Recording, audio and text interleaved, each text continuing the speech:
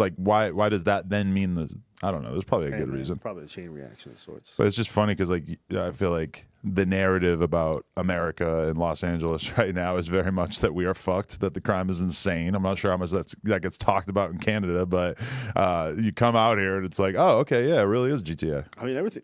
I used to live here. This is in 2012. I lived here for 2 years out in North Hollywood. Right. I feel like it's changed drastically even from then. In what way? I mean, I used to take public transport, so I used to see how fucking crazy like the city was for a lot of the poor people, and then obviously for the homeless folks.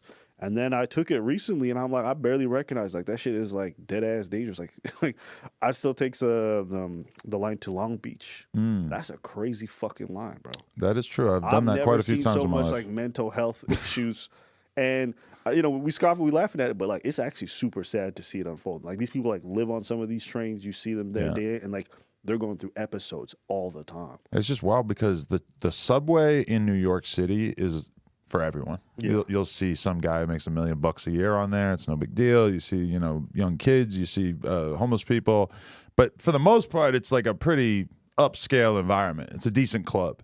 Whereas in LA, the vibe or the image of taking the train is so dramatically different. San Francisco, you take the BART. Yeah. Nobody's looking down on you for taking the BART. No. Out here, if you told me you took the train here, I would be like, damn. Yeah. Times must be tough. Yeah, you don't value your life. I'm sorry. That's just how it comes off to me. You know what it is? In New York, taking the train's efficient.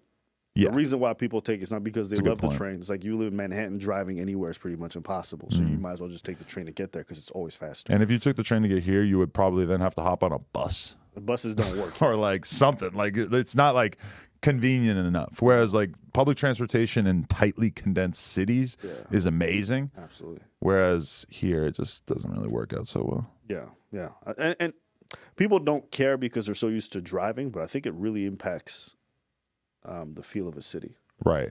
Because what ends up happening is that everything becomes so segregated to certain areas, and especially if you're poor, you don't have access to vehicles, or if traffic's really bad, then you just don't leave your spot. Right. You know what I mean? That's why folks living in a certain part of LA will never. I remember I was living in NoHo and I was dating a girl in Santa Monica for a year, and like that shit was hell. Because like certain times of the day, don't even bother trying to drive because you're driving an hour and a half minimum. 100%. Right. And so when you see that, like it definitely keeps people in their areas a lot more and makes the city, I feel like, a little bit less vibrant. Right. And when I go out to New York or when I'm in, Toronto or Tokyo or whatever, I just love the walkable city vibe where it's like you leave your hotel or your apartment or whatever and you walk a mile to a nice restaurant and then you go for a nice little walk after that. But it's very walkable. Like everything's tightly condensed, and it's just, I love that vibe. And I hate that LA doesn't really encompass that because you can have that downtown, but it's just, downtown is too fucking crazy. And everybody with like almost any degree of success just ends up moving up to the valley where you're kind of